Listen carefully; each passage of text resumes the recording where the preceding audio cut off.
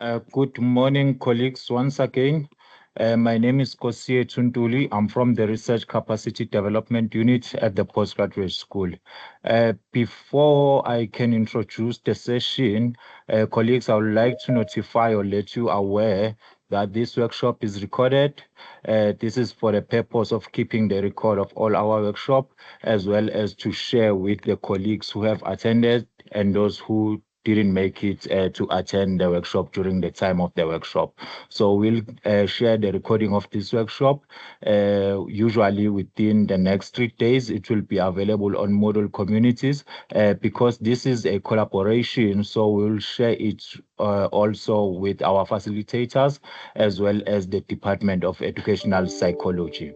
As I've mentioned earlier, my name is Kosietu. I would like to welcome you to this important and timely workshop titled Multicultural Supervision Skills and Competencies for Postgraduate Supervisors.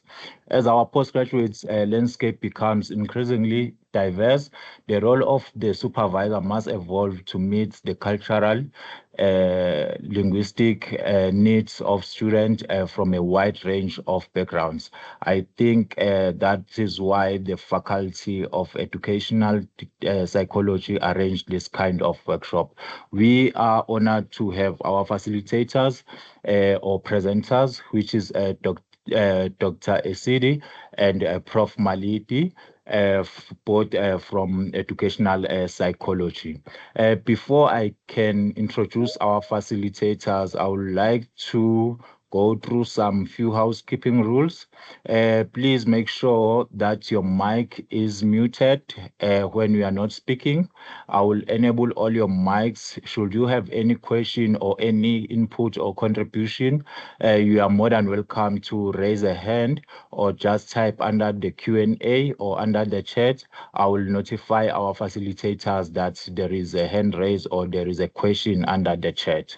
So, and we also encourage a interactive and collaborative environment. So don't hesitate to share your thoughts or your experiences or your inputs under the chat. However, please make sure that once your mic has been enabled, there is no background noise coming from your side, which can interrupt the proceeding of this workshop. I will also be sharing a feedback evaluation under the chat, which then enables you colleagues to get a certificate of attendance because we issue a certificate of attendance for each workshop you have attended, as well as to give feedback and evaluation to our facilitators, as well as to improve our service delivery and in planning of future workshops that are still coming. So without further ado, I will now introduce our facilitators. As I've mentioned, we have two facilitators for this workshop. We have Prof. Malindi and Dr. Isedi. I'll start by introducing Prof. Malindi. Prof. Malindi is an associate professor in the Department of Educational Psychology at the University of Johannesburg. Apart from supervising postgraduate students, he has published articles in peer-reviewed journals, contributed chapters in edited books, and participated in funded national and international research projects. He has served as a guest editor for two academic journals and is currently serving on the editorial board of two international journals. That is Prof. Malindi, colleagues. I now introduce our second presenter, Dr. Isedi. Dr. Isedi serves as a senior lecturer within the Department of Educational Psychology. He serves on the editorial boards of several international journals, such as the Journal of Rational, Emotive, and Cognitive Behavior Therapy, BMC Public Health, PLOS 1, and Medicine, United States. He supervises postgraduate students and serves as an external examiner for students' dissertations. So that is our second presenter or facilitator, Dr. Isedi. So I don't know, Prof. Malindi and Dr. Isedi, would you prefer to take questions as you go with your presentation or at the end of your presentation?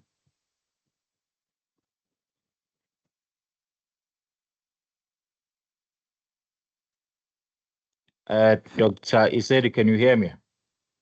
Yes, I can hear you.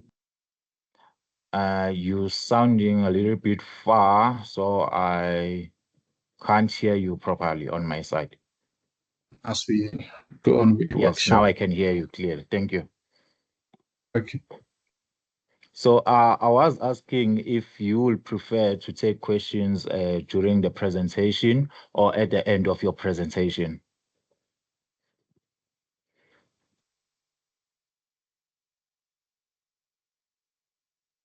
Dr. Iseri, can you hear me? Or Prof. Malindi, can you hear me? Yeah.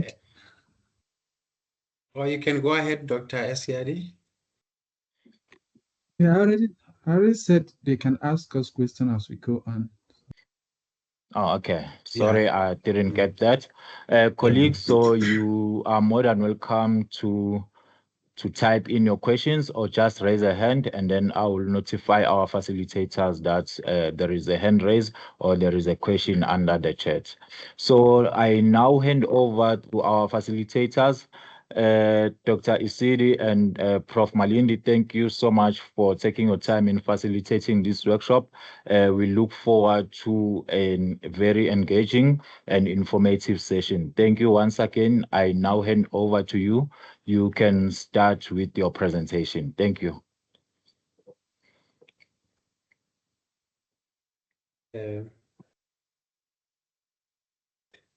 Thank you very much. Thank you very much, colleague, for the opportunity.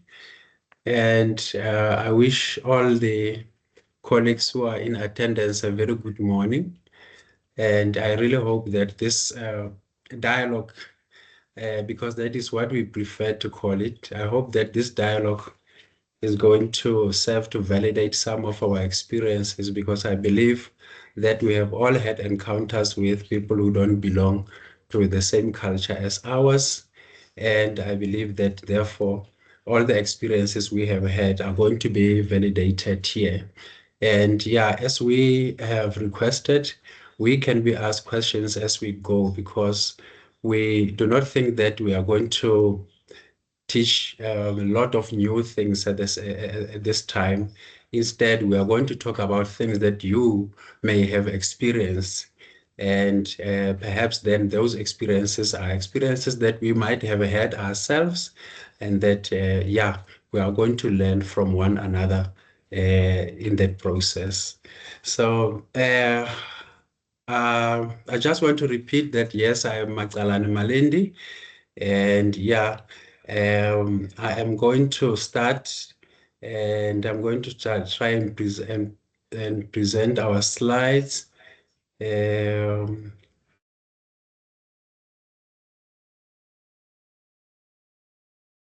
Colleagues will let me know if they can see the slides.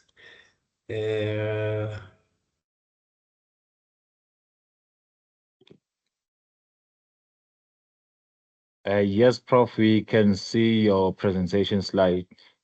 Thank you so much for confirming. Yes, as the title shows, we are going to talk about multicultural supervision skills. And we, in the process, are going to refer to some competencies that are needed for a supervisor who supervises in a context like ours, where you encounter wonderful people from different cultural backgrounds. And as I have said, I'm looking forward to learning quite a lot from your experiences, because I'm going to try to share mine, and Dr. Esiadi is going to do the same, because we are going to share the presentation. Now, I just want to say a little bit as a way of background, and I'm going to pretend that I'm the only one who knows that South Africa is a multicultural country where we encounter multiculturalism all the time. And I must say that, well, what is very important about multiculturalism is that we need to acknowledge that it exists and that it is part of our lives, but we have to go a step further by valuing it. And when we value it, that means we validate it and we see it as part of our lives and something that we really have to cherish as a country. So then if we all accept that multiculturalism is as part of our lives as the air that we breathe, then we can all agree that it is something that we have to really promote, something that we have to cherish and be able to deal with all the aspects of it and all the challenges that come with multiculturalism. But also, multiculturalism is not the only aspect of the South African society. Another aspect is multi-religiosity. We are also a multi-religious country or society, as we all know, and we are also ethnic. So that shows, therefore, that whenever we have to supervise, especially in South Africa, we have to keep this in mind, that we are not a homogeneous society where you have one approach that will then be suitable for supervision under all different contexts in our country. And then perhaps to add a bit another dimension to what I have been saying, we can talk about a growing number of students from other countries who come into our country, which is already multicultural, multi-religious, multi-ethnic. Therefore, we find ourselves having to supervise these students that come from other backgrounds as well and from other countries where the cultures might be very, very different. Well, I know that those who come from Lesotho may not be, that diverse from us. Those who come from Eswatini and from Botswana, those may not be, perhaps they may not be too diverse, but because we have a lot of these groups in South Africa, which makes us multicultural, as I said earlier on.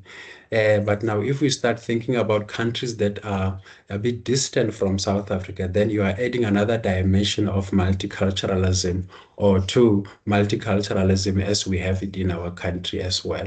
So then let us then add another layer of gender differences to all this. And we know that people play different roles that are nuanced by gender expectations and all those.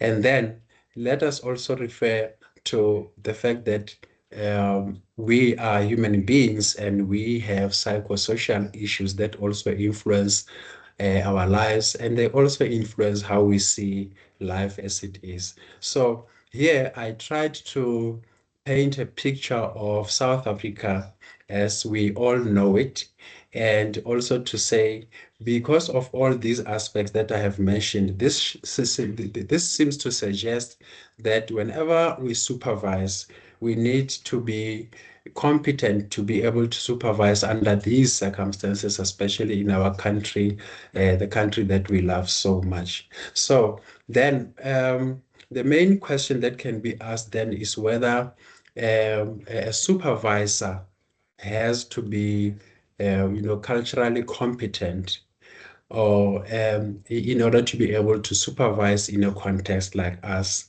And at this stage, then I'm going to hand over to Dr. Esiadi to try and answer this question, just to sensitize us or to challenge us to think more broadly about whether we have to focus on multiculturalism and how it can influence our supervision or roles as supervisors at postgraduate level or not.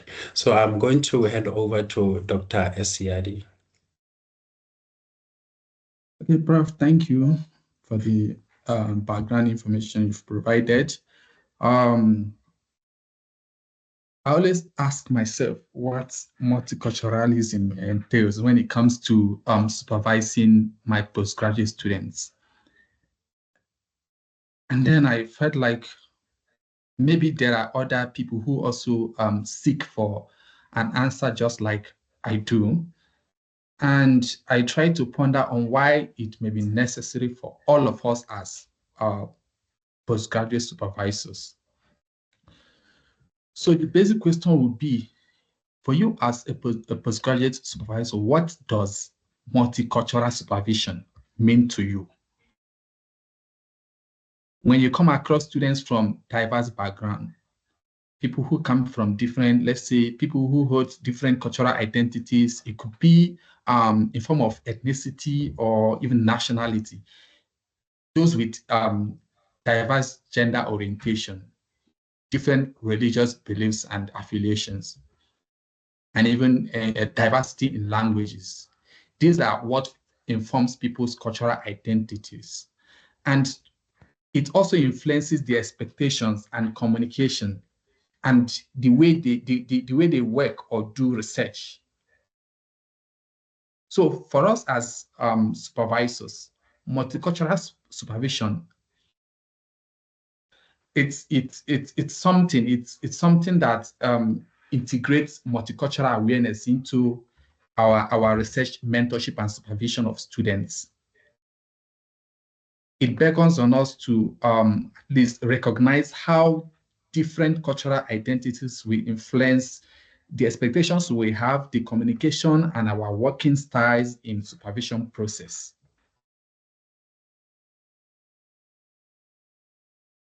Have you ever supervised somebody, let's say somebody from a different cultural background, in terms of, not even in terms of coming from, let's say, maybe in terms of nationality, but in terms of religion, where we often have people who tends not to,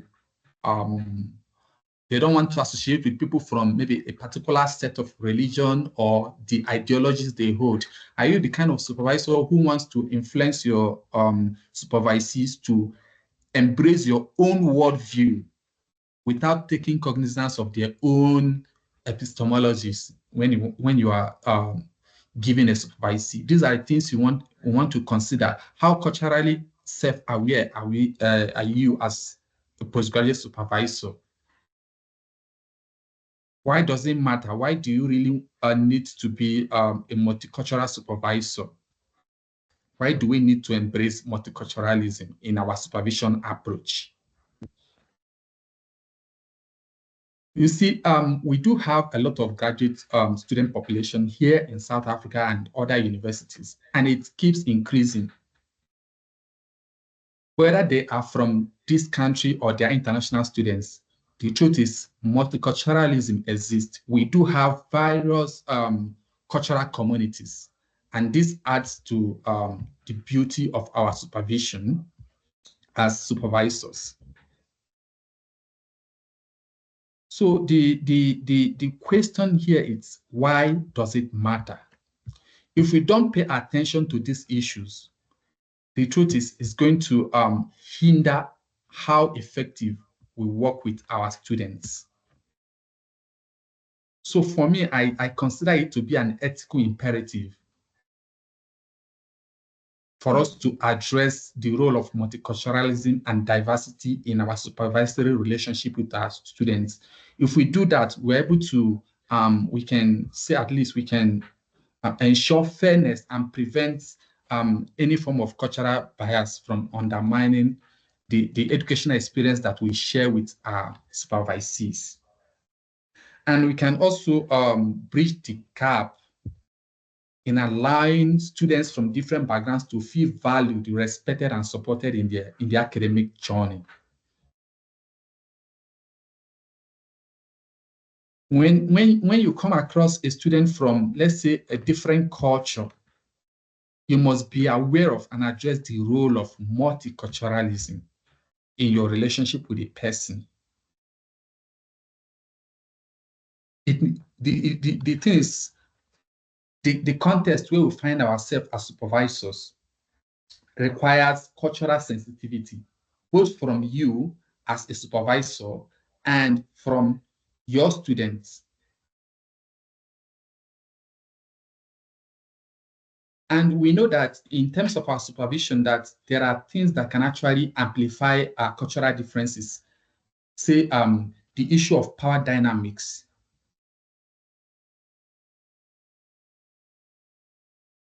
And then there are also when we have some misalignment with expectations that may occur. If, for instance, I view my role based on my own culture, I view my role as a supervisor, I see myself as a guide and a collaborator. Students from another culture may expect another kind of approach. It could be something I call paternalistic approach in the way I supervise them. So if we do not discuss, if we do not hold a discussion, you see that both of us, we might begin to experience a mismatch and a kind of misunderstanding in the way we work together. So the thing is, multicultural supervision, a successful one, will always require you to clarify roles and mutual expectations at the onset of the supervisory relationship, given the cultural norms that might differ across between you and your supervisee. So for me, this is multicultural supervision as something we need to talk about. It's quite important, and we need to. And it is important because it leverages diversity as an asset, in guiding the supervisor and the postgraduate research student that they are working with. But beside it being something that matters to us, what are the competencies we need as postgraduate supervisors? Beside it knowing, okay, it really matters, the question will be, what are the skills and competencies we need to imbibe as postgraduate supervisors in order to successfully work with our students? In this our presentation, we've tried to highlight some competencies that encompasses both knowledge, skills, and attitudes that we think that if we share with you as colleagues, it's going to help us to rethink how we work with our students. The first thing that we want to talk about in terms of the knowledge is cultural self-awareness. Cultural self-awareness. Cultural self-awareness. What does it mean to us when we hear cultural self-awareness as a postgraduate supervisor? Have you ever tried to reflect on your own cultural identities, your own values and biases?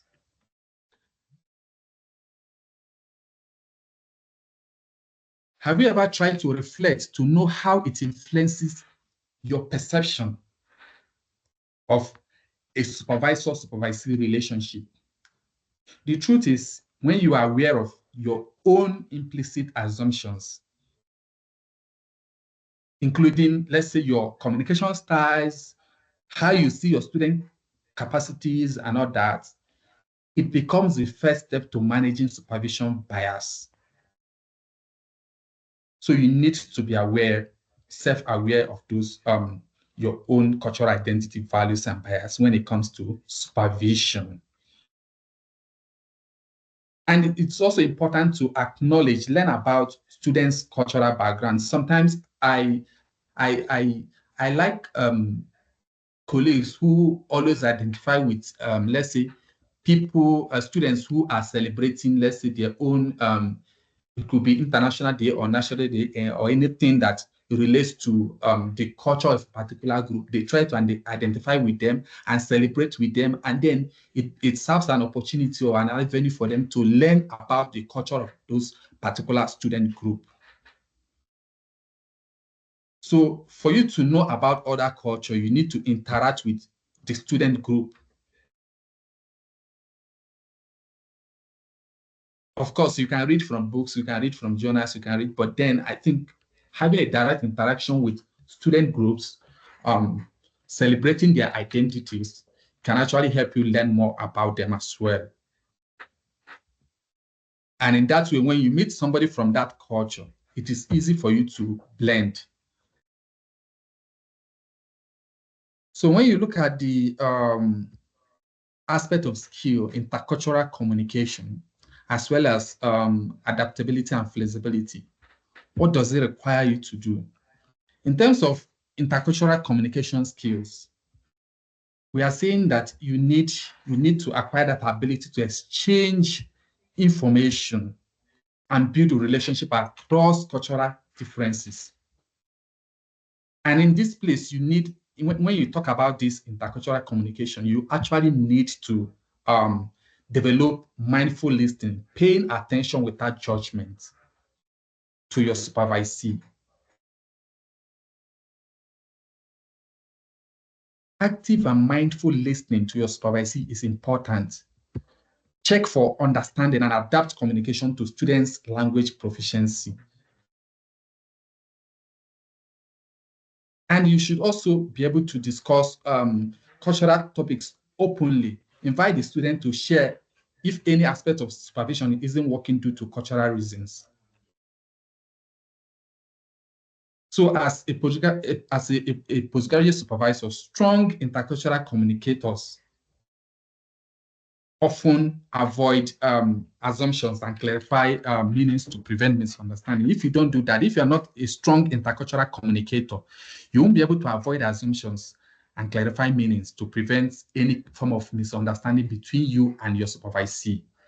So it is always good to give listening ear and communicate. Let just come openly with the student at the beginning of your relationship and be sure that both of you understand each other. If there is anything that is affecting any aspect of the relationship, it must be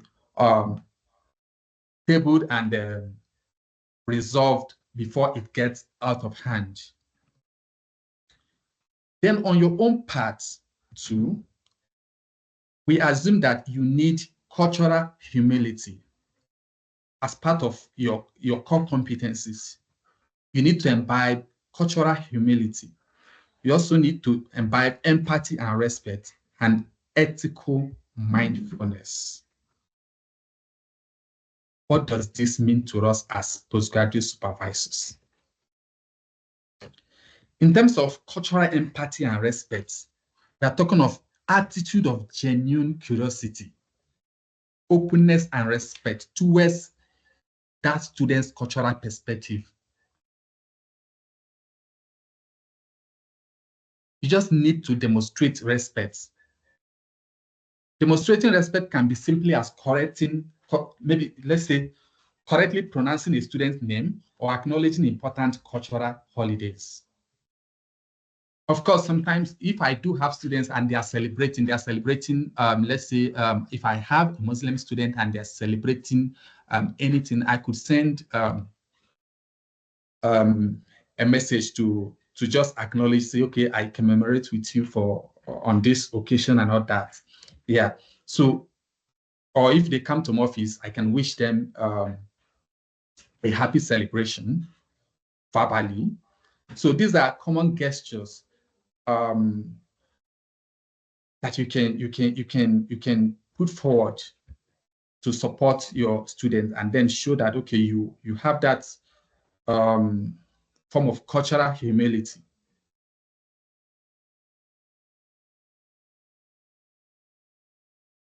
So there are other things you can do in terms of adaptability and flexibility.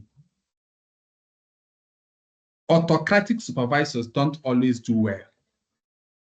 So your ability to adjust your mentoring style and expectations to align with students' cultural context and need is actually something you need to learn. If you are a kind of supervisor who says something and it becomes a law that students cannot, that you can't adjust, if it's either your way or no way, then it is not a good thing. As multicultural supervisor, you will need to adjust your mentoring style and expectations to at least align with students' cultural context and their need. You can vary the way you do things rather than insisting on your own cultural norms. And with flexibility, I think it also applies to feedback delivery. How do you give feedback? The way you give feedback, is it working with these students? Do you need to adapt the way you give feedback?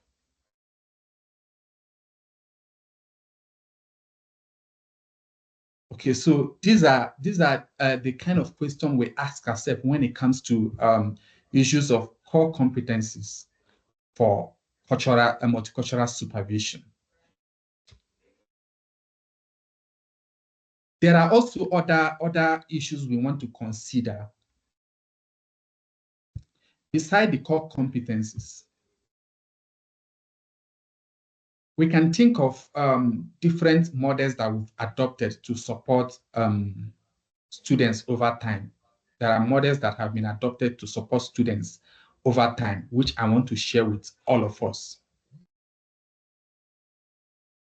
There is this multicultural supervision competency.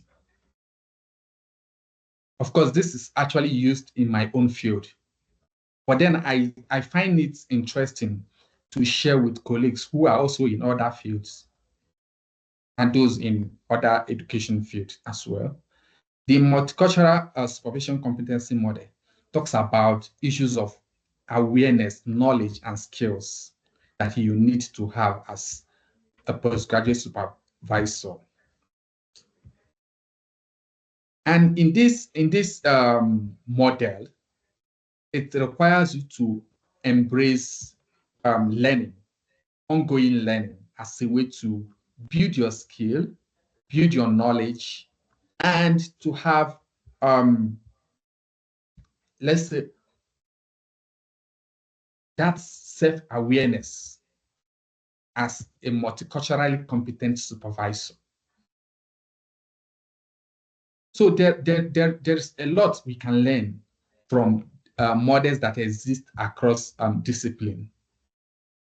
For you as a supervisor in this context, you should be self-aware, well-informed about diversity, and you should be able to apply culturally relevant approaches in your communication and feedback that fit into the cultural context of the student that you are supervising.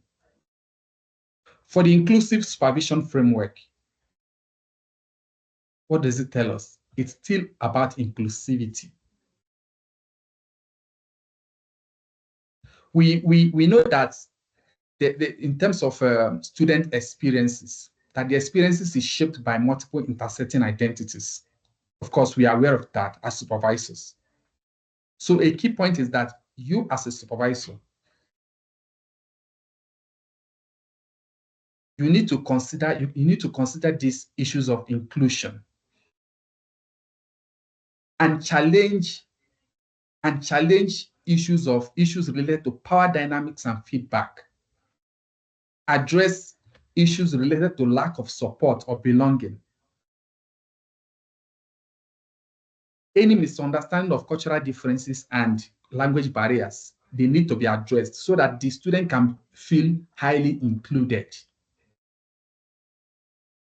You need to create an inclusive, collaborative environment between yourself and your student, your supervisee. If you can challenge all these underlying assumptions, then you have a room to create an inclusive supervisory relationship between you and your supervisee. That is what the inclusive model talks about. Then for the synergistic model of multicultural supervision, it actually provides a kind of practical guidance on how supervisors can enhance the supervisee's own multicultural competence. Now, this approach is actually synergistic because it combines a developmental supervision model that recognizes supervisees as ones that gain experience. They are the ones. As they gain that experience, your supervision should adopt or adapt a non-oppressive interpersonal model. Ensure that power differentials and other, let's say, cultural differences are handled without oppression.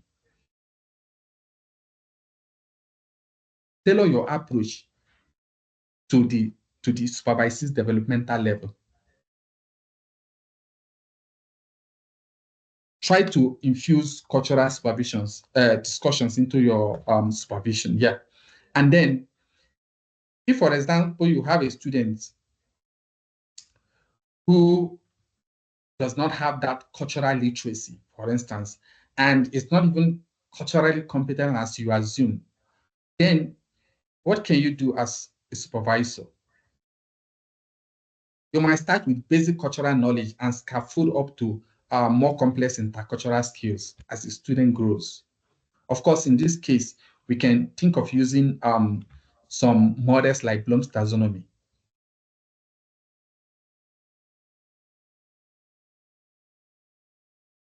So in this model, we can also see that we have other ethical models in terms of intercultural communication model that highlights awareness and mindsets and our communication skills. And then the reflective and ethical practice model talks about treating the student in a fair and just manner. And you can use cultural scenarios to navigate the supervisory relationship with your students. So at this point, I want to allow Professor Malindi to also shed more light on these points from his own perspective. So Prof. Malindi, over to you, please. Thank you very much, Dr. Esiadi, for challenging us to look inward to find, and the attitude that is needed for us to be able to supervise in a multicultural context. And thank you very much for the models that you have presented to us.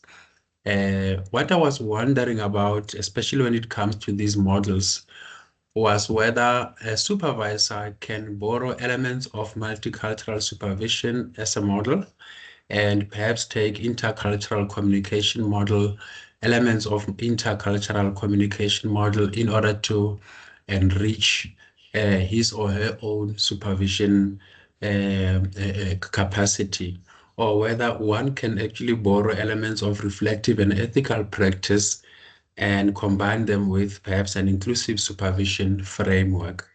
Now, what my view is on this is that one can do that because you might find that, in fact, whenever you have students, you will find yourself having to adapt your supervision to their needs, taking into account their own backgrounds. And we must also not forget that these are human beings with personalities that also have to be taken into account. And what I also find is that sometimes students come and they have their own special vulnerabilities that need to be taken into account as well. So now, in order to perhaps deal with issues like this one of multicultural supervision, sometimes it becomes necessary that while you have your own preferred model, you might have to appoint what is known as an advisory panel. Whenever you supervise someone, and you might even find that you are going to work in a community which adheres to a different culture, then in that regard, you might even have to appoint an advisory panel of people who are aware of the cultural background of the people you are going to work with, or with the someone who can actually advise you on how to deal with a student from another background. And I'm saying this because I have a situation at the moment where I'm for the first time supervising a student who is going to do research in a Muslim community. And what I'm going to do, therefore, in order to ensure that I can be competent to deal with the student, is that I'm going to appoint a colleague to come and co-supervise with me, someone who knows more or more elements of Islam than me, so that I can become, empowered, so that I can be supported. While I have a model or perhaps a theory that I think I can use, but I need the support of someone who knows the culture and the religion much better. But now, if we go into the field, we might have to appoint an advisory panel of people in the field or in the context where the research is going to take place, so that we can have more input from people who are closer to the culture and to all the practices that influence life in that particular context. So what I've been saying is that it is well and good for me to have the knowledge, the skill, and the attitude, and to have a model or a combination of models that I am using. But I also have to have someone who can co-supervise with me if I feel that I am lacking in other aspects of perhaps the culture of the student. But if that is not a problem, but a problem is perhaps in the field, then I might have to appoint an advisory panel so that I can also be empowered to be able to work in those contexts. So it does seem that one has to be, as you pointed out, Dr. Esiari, one has to be very mindful of your own strengths, of your own vulnerabilities, and also of all the opportunities out there that you can use in order to strengthen your own supervisory capacity, so that you can be able to, deal with all the aspects that might come up that are nuanced by culture. Thank you very much, Dr. Esiadi. All right. Thank you, Prof. So, okay, colleagues. So, next slide. Can you go to the next slide so that we can? Okay, this is all that you've narrated. So go over to the next slide. Okay, so we just felt like we can. We just feel like we could share some practical strategies with you, which Prof. Malindi also emphasized on, and he has given a clear case of his own approach to multicultural supervision and the situation that he has found himself and how he is trying to handle it. Yeah, these are the things we want in the next section, where we want colleagues to share their lived experiences and how they must have navigated the whole multicultural supervision landscape. And then we can all pick a point there and to support ourselves in our journey as postgraduate supervisors. And then, of course, for me, on my own part, I've worked with people who come from different countries. And then I think at the first PhD candidate that I had, our differences arose from issues of language. Of course, we felt like we got to a stage where we could not understand each other. But then how we navigated the process was to have a sit-down meeting, a dialogue, an open dialogue, where we talked about our cultural expectations. Because as a novice supervisor then, I didn't quite start early in terms of holding this kind of establishing that open dialogue about cultural expectation. It was almost at the middle when I saw that it looks like something is wrong somewhere. And then I had to call the student, and then we sat down and we rearranged our expectations. Yeah, and I thank God we were able to finish the supervision successfully, and the student graduated, and there was no issue again. So the thing is, there are practical strategies we can adopt But I think colleagues, like Prof. Malindi said at the beginning of this thing, that you must have experienced and how you navigated them. So the next session, we want to hear how you must have navigated some instances related to multicultural supervision in your own space. So we are going to throw the floor open to everyone. If you have something to share in terms of strategies you must have adopted in your own space as a postgraduate supervisor, we want to hear your own voice and your own strategy.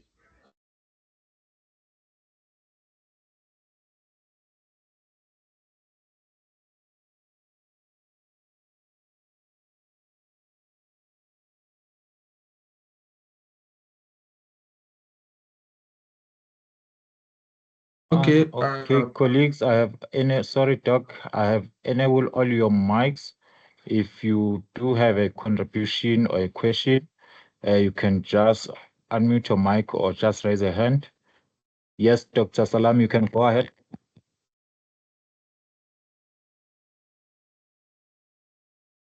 Thank you very much, Dr.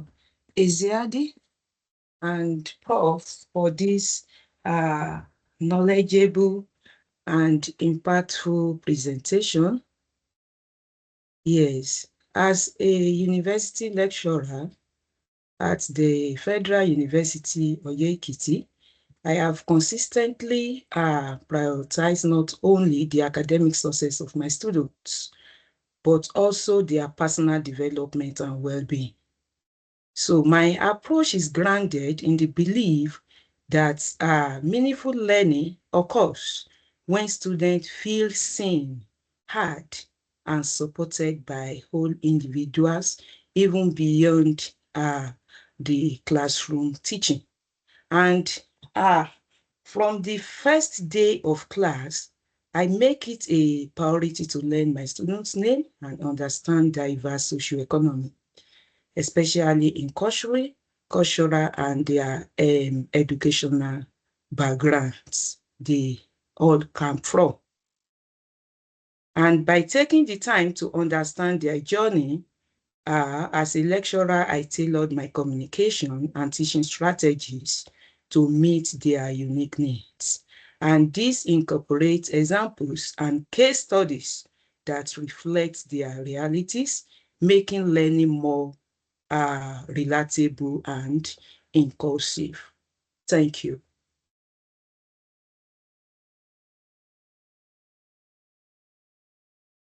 Thank you very much for sharing, dear colleague. I must say, I would very much like to be your student at some point because I think that is the class that I would enjoy being in. Because what I have noticed is that sometimes we forget that we are dealing with psychosocial beings when we deal with students. And in that regard, we find ourselves perhaps forgetting the fact that they have psychological and social issues that might influence them apart from the pressures of academics. So I think you are mentioning a very important point that needs to be taken into account. And I'm saying this because I remember the first thing that I do with postgraduate students when I meet them, the first thing that I ask them, or one of the first things that I ask them is how their social support system looks like from home, and whether there are any fellow students that are there to give them an ear or to support them if they need support. Because sometimes we tend to forget that these are social beings who have psychological and social pressures as well that they have to deal with, and those challenges require a very stable social support system out there. So it's very important for a student to feel valued and to be affirmed by especially a person like you who is going to have a 2 or even a 3-year or sometimes a 4-year relationship with while they are busy learning to become a researcher. Because sometimes I believe that postgraduate supervision is sometimes a discipleship. In other words, you are recruiting people who are going to be like you, or perhaps that will be even greater than you in what you are doing. And so you have, in other words, an opportunity to have a relationship with the student, academic, yes, professional, yes, but one that has to take this person to a level that could even be higher than your level. And that person must learn about themselves. And as a researcher, they must learn about the issues that affect communities where they are, and they also have to come up with solutions that can be used by communities in order to improve and to change people's lives, because our research should be about social change as well. So I must say, yeah, thanks for sharing. But that is one other thing that I believe has to be taken into account, and namely the fact that we are dealing with psychosocial beings when we deal with postgraduate students.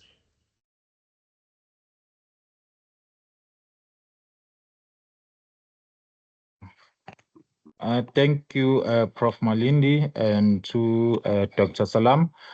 Colleagues, if you do have a question, just unmute your mic or raise a hand, or alternatively, you can type under the chat, and I will notify our presenters that says there is a question on the chat or someone has raised a hand. So I don't know if we still have any question, Dr. Isadi. I will stop you if I see a hand or I see a question from the chat or a comment from the chat.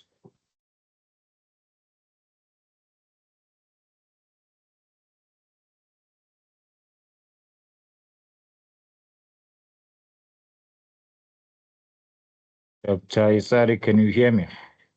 Yes, I can hear you. I think we are done with the presentation right now. Okay. No, now it's time for questions, colleagues, or any contribution, or if you do want to share your own personal experiences, this is now the platform that is open to everyone. So you can share your experiences, or if you do have a question for Dr. Isedi or Prof. Malindi, this is now the right time to ask your questions. In the meantime, I'm going to stop sharing.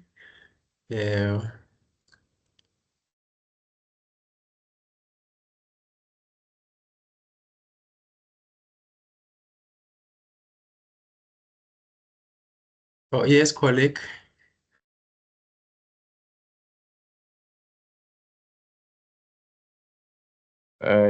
Dr. Salam, your hand was up. You can just unmute your mic and go ahead. Yes. Yeah, thank you very much. I just want to ask one question from the presenters. They have presented well, but they didn't talk on ethical awareness. Is there any institutional policies that support available cultural diverse postgraduate students, and how can they be guided? Are there any ethical consideration in research that involves community from cultures different from your own? Thank you. Thank you very much, dear colleague. And I must also thank you for asking that question, because, well, as a brand new employee here at UJ, that is something that I still have to empower myself on, because, but generally, I must say, as a supervisor, you, as Dr. Esiadi has said, have to have a professional and an ethical way of dealing with your students. That is the bottom line. But then from there, you have to then consider what we have been saying to one another this morning, that there are other considerations which involve all these cultural, religious issues that you also have to take into account. Well, apart from you having a professional relationship with your student, and apart from you having,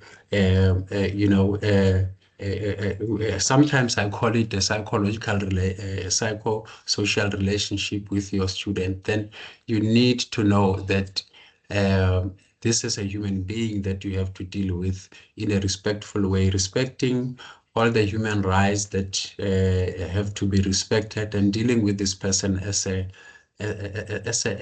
person whose life has value. That is something that you have to be aware of. And I think all of us know that sometimes if this issue, that there are issues that might occur in the supervisory journey that might require you to disengage, especially if you feel that the relationship is no longer is no longer as professional as it should be, or that the ethics may be compromised at some point. And so then you need to know when to disengage in order to ensure that you can actually continue in dealing with students with much integrity. But as a brand new employee at the university, that is something that I really wonder about, that I need to empower myself on. And thank you for asking that question. Thank you so much. Thanks, Prof, for that answer. I hope Dr. Salam is answered. There is a question from the chat from Dr. Opeyemi. Thanks to both presenters. What strategies should be used to interact with a non-cooperating and difficult student? Yes, thank you very much for the question. Without being specific, I said to us as supervisors, we need to know when to disengage. If a student is uncooperative, then the relationship might be negatively impacted, and perhaps that is where you have to decide whether this is reason enough for you to disengage. And yeah, and I know that in my own experience, there was a time when I had to disengage with a student because I felt that the student was not easy for me to work with. So if the student is not cooperative, I must say, in my view, you have to apply your mind and decide whether you can work with the student, even if the student is uncooperative. But perhaps that could be reason enough for you to disengage and to keep your integrity, and perhaps allow the student to go and work with someone else who may be able to cope with the student. But then this is, if I may put it this way, this is something that you as a supervisor have to apply your mind to and see whether you can continue, and that in continuing, the relationship will still be professional, and that your integrity and the integrity of the institution itself, including the fact that you are dealing with a person with human rights, you have to judge that situation based on all these and decide whether you have to continue or to disengage with the student. Thank you. Thanks, Prof. There is another question from Dr. Adeyemi. How should a boundary be drawn between a supervisor and supervisee in terms of the level of relationship? I don't know if Dr. Esiadi would like to respond. Dr. Esiadi, would you like to respond to that one? Oh, I'm not sure if he can hear us. I think right from the beginning of the supervisory journey, boundaries, as Dr. Esiadi has said, have to be, can I use the word drawn? The boundaries should be there. The student should know the limits, and you also have to ensure that the relationship is professional and it remains professional, so that the student does not become, overly dependent on you, where you will find that perhaps the professional boundaries are also flouted. So you have to be, right from the beginning, you have to make sure that the boundaries are there, and you have to decide on how you are going to work with this particular student based on your discussion right from the beginning. And yeah, you have to ensure that those boundaries are respected.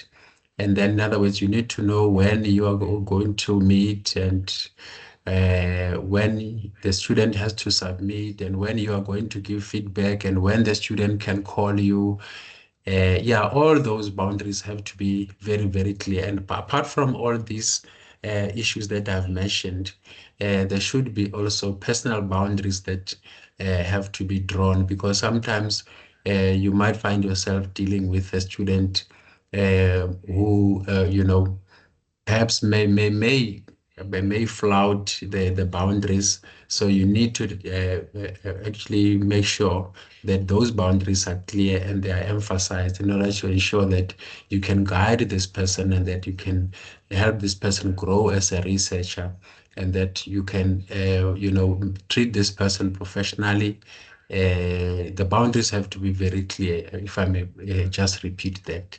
And I don't know if Dr. Esiari would like to add on that one.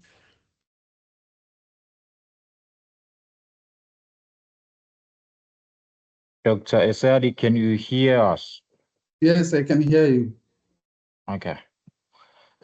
Yes, Okay, so I was asking if you would like to add on how we can ensure that the professional boundaries are respected throughout the research journey. Do you have a view on that one? I think what you shared already, it's for me, it's sufficient in terms of your reflection. I'm not sure there is anything I can add.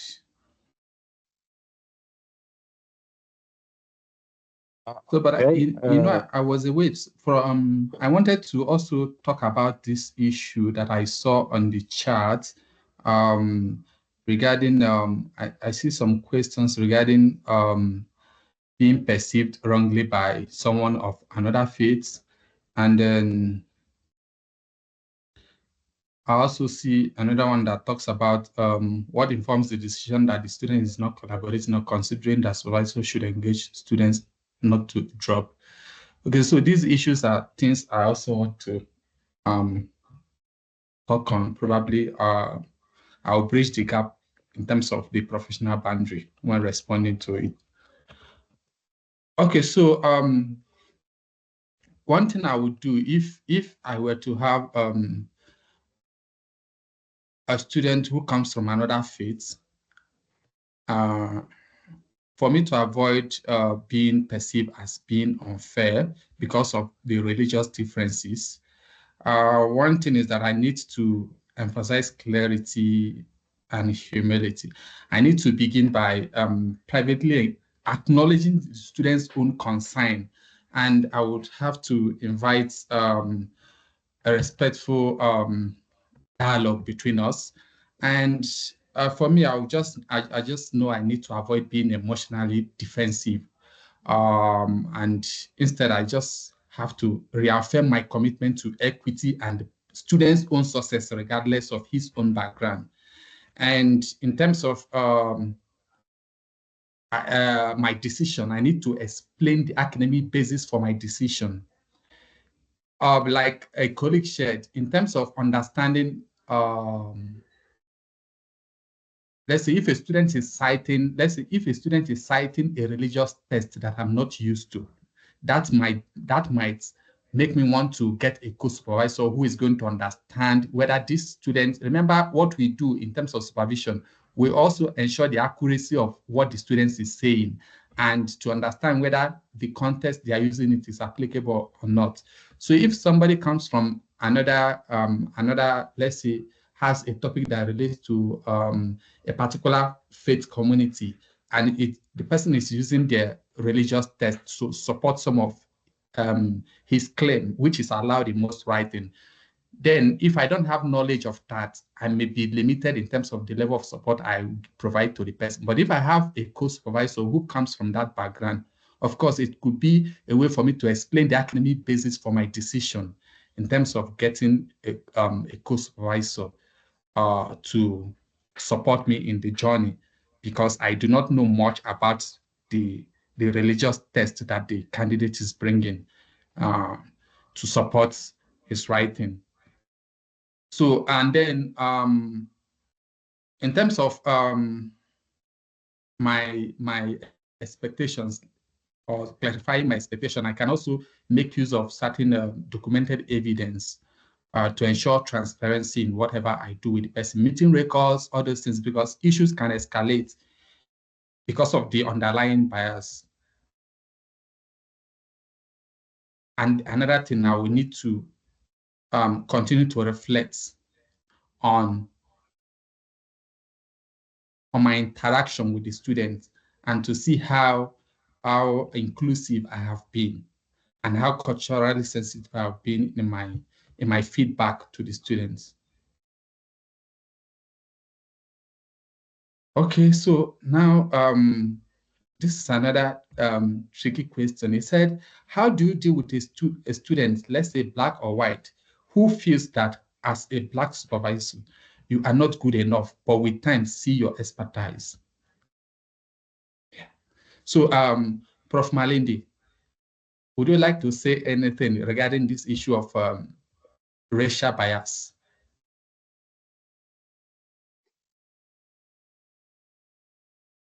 Thank you, Dr. Esiadi.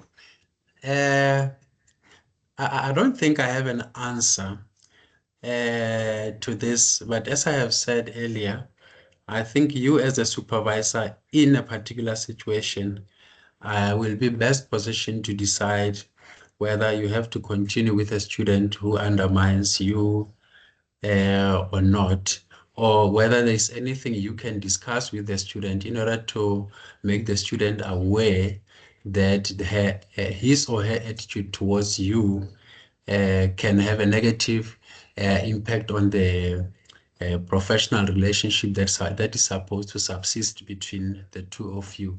Perhaps if one can have a discussion with the student and make the student aware of the impact that his or her attitude will have on the relationship, then so be it. But if the discussion is not something that you feel, if the discussion is not yielding the results, perhaps the student can be given an opportunity to work with someone that the student will feel comfortable working with, because yeah, I think this is something that you as a supervisor will have to reflect on critically and honestly, and decide on how to navigate your pathway around it. So, but perhaps this cannot, perhaps this we can also extend to where there are religious differences as well.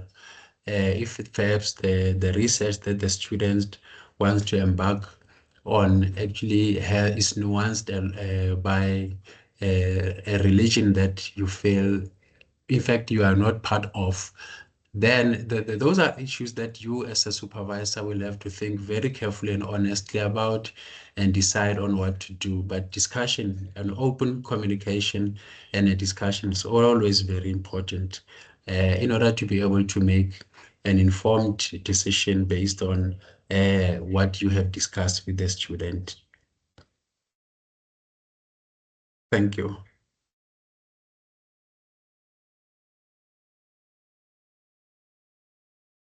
Thank you, Prof, for that input. I don't know if we still have a new question or unanswered question from the chat. Dr. Isiri or any colleagues who on the chat, their questions was not answered or was not attended to, because I think Dr. Isiri tried to attend all the questions from the chat. So just raise a hand and then... I see somebody is asking, on the flip side of the above question, what should a supervisor do after finding out the student is not good enough? Okay, this is part of what we are saying. Your perception of the student sometimes can be misinterpreted. And as a supervisor, it is your role to provide necessary support, academic support. There could be, I'm not sure, saying the student is not good enough Maybe you mean by saying the student is not brilliant or is not capable of achieving. That is how I want to put it. But then it is your role as a multicultural supervisor to provide all the necessary support. If there is, let's say, a writing center that can support the students in terms of how to frame words, and all that, there are a lot of resources you can provide and give the students some time to brace up. So I don't think there's this thing they say in our area that everyone, like, man is capable of achieving. You just need to provide the right kind of support and environment for the person. So I do not think there is anybody who is not good enough. And so you as a supervisor, that your bias, that your strongly held belief or assumption about people or a student not being good enough needs to be a challenge for us. You need to remove that from your mind. That way you can prevent that kind of implicit bias within you. Once you are holding this, it will be actually difficult to support the students meaningfully in their research journey. When you see some as being good and the other ones not being good, they are capable of learning. That is the truth.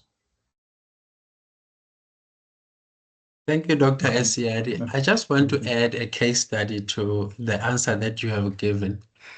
I know someone who was told that he was not good enough as a master's candidate. That person went on and obtained 2 master's degrees. And then he went on and obtained 2 doctoral degrees from different universities. So I must say, you are saying, what you are saying now is very important in that when I, as Magdalene Malendi, decide that student Chidakwa is not good enough, I have to be sure that I know what I mean, because the case study that I'm giving us now actually showed that this person was actually good enough. The problem could have been the nature of the relationship between the supervisor and the supervisee. So one has to be very, very careful when making those judgments. But it's something that as a supervisor, you have to think very carefully about and reflect honestly on and decide whether this student will make progress or will not be able to make progress. That is something that only you as a supervisor can actually reflect on, because you are in the situation. Thank you.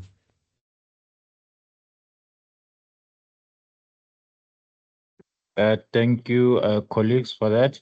I'm not sure if we still have other questions. If you do have a question, colleagues, just unmute your mic. I have enabled all your mics. You can now just unmute your mic or alternatively type under the chat. I don't see any new questions yet. Probably any last word or any conclusion from your side, Dr. Iseri, while we are still waiting for questions that may come before we can officially close the session.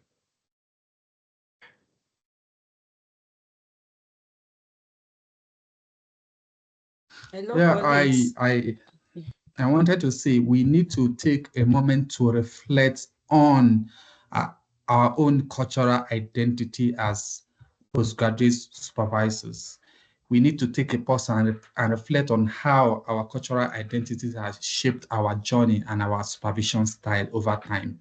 And I think if we do so, we'll be able to find out how we have been operating in our own academic spaces, and whether we have prioritized productivity over personhood.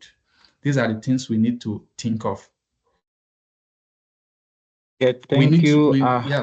So I have someone from the attendees. I think someone had their mics on, wanted to say something.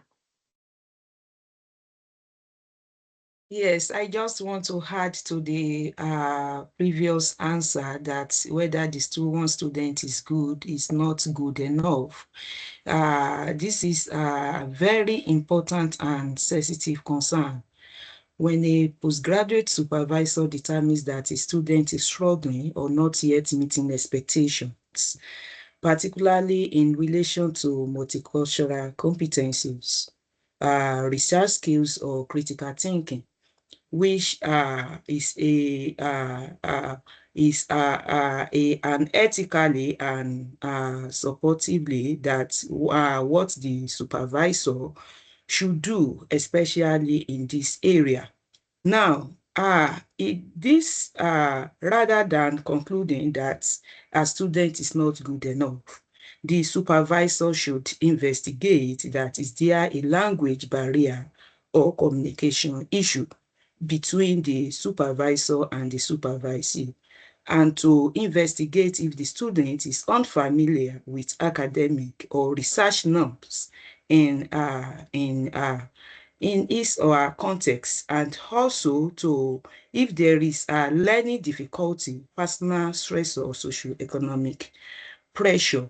And this can help the researcher to clarify and also to suggest how to improve these concrete steps or resources, and how to help the researcher to meet the goal, and also to fill the gap identified by recommending workshop on academic writing or research design on critical thinking, and also to suggest a peer mentorship, and also co-supervision where possible, and also to provide a strong work or research proposal. And this will help that students to meet the academic goal or any imbalance in the research journey. Thank you.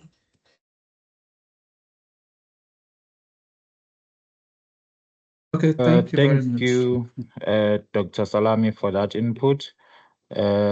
We have another question. I'm coming to you, Dr. Habib, but let me first address the question on the chat from Dr. Refilo.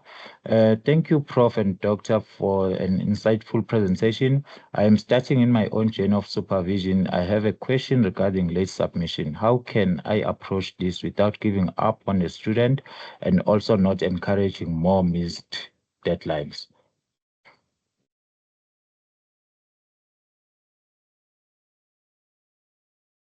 Okay. Yeah. In terms of this issue of late submission and missing deadlines on project, I think it's actually an issue that it's a bit complex to navigate. But then again, for someone who cares about the welfare of their own students, sometimes we influence policies within our department, our faculty, and even the management as a whole, lobbying them to understand the learning differences that exist between these students and how they can be accommodated in terms of late submissions and all that. As a new supervisor, it can actually be a difficult task to navigate in terms of trying to push your students to meet up, and then also not trying not to put yourself in a tight corner with the departmental policy and all that. So I think the best option is to start on time, and just like um, it was suggested here among the participants, they were like, okay, provide necessary resources and push the student further to see whether they can at least beat the deadline. If there are opportunities for you to motivate, most institutions, they give you room to motivate as to why the student is submitting late, or why the student couldn't meet the deadline and all that. Be in a position to motivate for the students so that they can be allowed to submit. Of course, you are not encouraging people or other students to do the same thing. most of all these things we are saying happens once in a while. It could be that you have like 3 or 4 students, and within those 3 or 4 students, one might be the one not moving fast compared to the others. So if it is 1 or 2 students, you can actually motivate for the person, find out from your head of department or know more about your submission policies when it comes to postgraduate research, and see where you can come in terms of that motivation to so that they can allow the student to submit. That is like here now, we do have opportunities for you to motivate. Sometimes students, if they are deregistered because they couldn't meet up with the timeline, the supervisor is asked to motivate before they can allow the student to register for the following year to continue the research. So you can do that. And then when that year comes, you need to work harder with the students and make sure they attend events where they can learn more about research so that they will improve. The person doesn't need to stay in the same level, knowledge level or skill level in terms of research the way they were in the previous year. Otherwise, you may not still move ahead. That is the thing. I've had a student like that. We started last year. I saw that the person was actually not moving fast. I had to call the person, okay, this virtual supervision we are doing is not working. You need to come to my office, sit down here. Okay, you work, fine. I will give you a letter to give to your employer that you are coming to school today. You are going to have a supervision meeting with me for 2 days. We did that. I gave the student a letter. He submitted to the employer, and they gave him 2 days off to come and focus on the project. When the student came here, I had to leave everything I'm doing and say, okay, you have to sit down. Let me know what the issue is. Why are we not moving? And can you bring your laptop, sit down and start writing? Let me see. And I started providing that face-to-face direction and everything, and we were able to survive the whole thing. So I think you may also rethink your supervision approach with the student if you see that they are about missing the deadline. Explore alternative options. How best can you support this student to move fast and then beat the deadline? Okay. If I may add, if I may please add, typically a postgraduate student in South Africa is also employed, gainfully employed somewhere. So that sometimes becomes the reason why they are unable to submit at the right time. And I'm not making excuses for them because I'm just mentioning something that might be the reason why. Another issue which happens quite a lot in my own experience and with my own students is that a student might be ill for some reason and not be able to submit, or sometimes life happens in the family and the student is not able to submit. And here I'm talking about a student who has a reason, work-related or family or personal, that might lead to the student not being able to submit. So those are quite understandable. And I'm not talking about a student who neglects due dates and then in the process delays you, because the student has to know that when you have that student right from the beginning, he or she is not the only one you have, and you have to make a plan that will accommodate each and every one of those students so that they can all make a satisfactory progress throughout. So perhaps these are issues that need to be discussed right from the beginning so that you can have a way of working that is quite seamless. Thank you. Yeah. Thank you, Prof. and Dr. Esedi for that. There is a hand up by Dr. Habab. You can go ahead and unmute your mic, Doc. Yeah, thank you so much. Habib is my name. Prof. Malindi and Dr. Esedi, thanks for the presentation. It's well appreciated. There's much have been said. I just like to add my voice to what previous speakers have said. I want to say on a general note that supervision is usually like that. It's usually not convenient.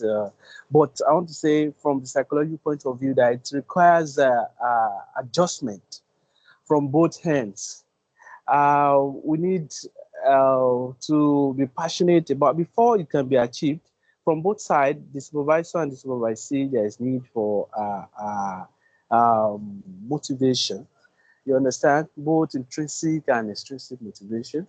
So if from the start, from the word go, there is a particularly set objective that's motivating both the supervisor and the supervisee, it works. And like Prof said, most of the postgraduate students, they have something at hand. They are employed somewhere. They have different things. But we need just to, as supervisors, we need to be able to adjust some or most of the times, because they bring issues that when they bring on ground, Professor Malindi would be a witness of this when we both supervise some students. They'll bring issues to you that you yourself, you won't have an option. That is a critical one. So it requires adjustment and probably motivation. And when someone as a supervisor, you're passionate about the supervision, about the students, I think some of the problems would be near to being solved. Yes, that's my contribution. Thank you.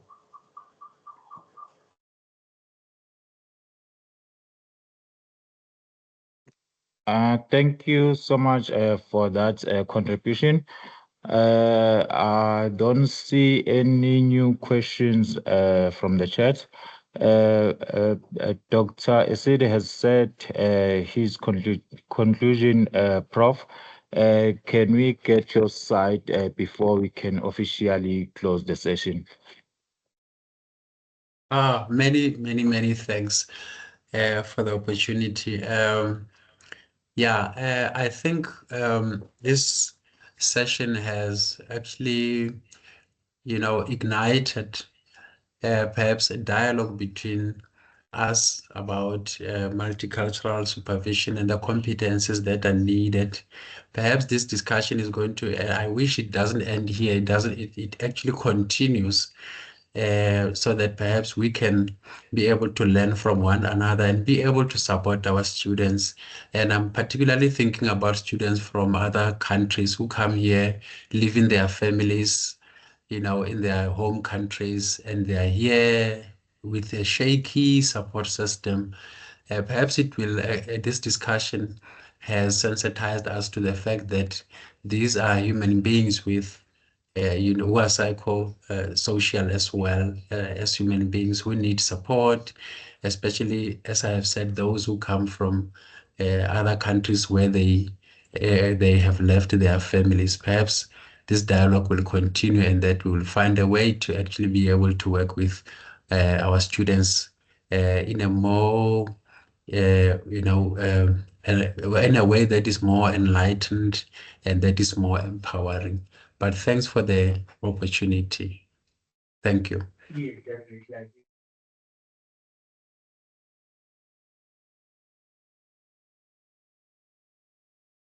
Okay, thank you so much to our facilitators, Prof. Malindi and Dr. Isadi. Thank you so much for taking your time in facilitating this wonderful workshop for today. Thank you also to colleagues for taking their time to attending this kind of workshop. Thank you so much. We value so much of your time.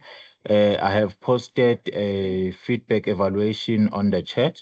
We kindly request you colleagues to fill in that feedback in. It helps us in terms of improving our service delivery, as well as just to give a feedback to our facilitators for taking their time to facilitate this kind of workshop. So the feedback takes about 3 minutes, and then we kindly request you colleagues to give feedback to our facilitators. We usually share the feedback evaluation with them after 5 days or 10 days. After everyone has filled in the feedback evaluation, we'll share the feedback as well as the attendance report of this workshop.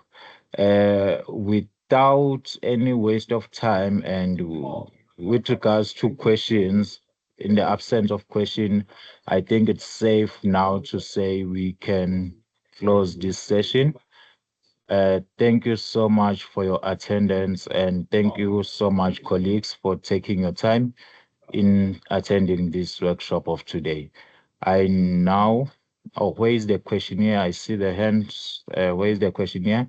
It's just a link on top. I've posted it on the chat. That's a link with forms office. That's the link you should be clicking. It will take you straight to evaluation. Thank you once again, colleagues, for your time. We really appreciate your time, and to our facilitators, thank you so much for taking your time. We look forward, Prof. Malindi and Dr. Isiri, to more of this workshop whereby you come and engage with colleagues, because today we have learned that colleagues, they do have many questions regarding supervision. So if you can plan more of this workshop and we come together and provide more answers or more insights to colleagues at large. Thank you so much for your time once again. Thank you, sir. Thank you so much. Thank you. Okay, colleagues, I'm now officially ending the session.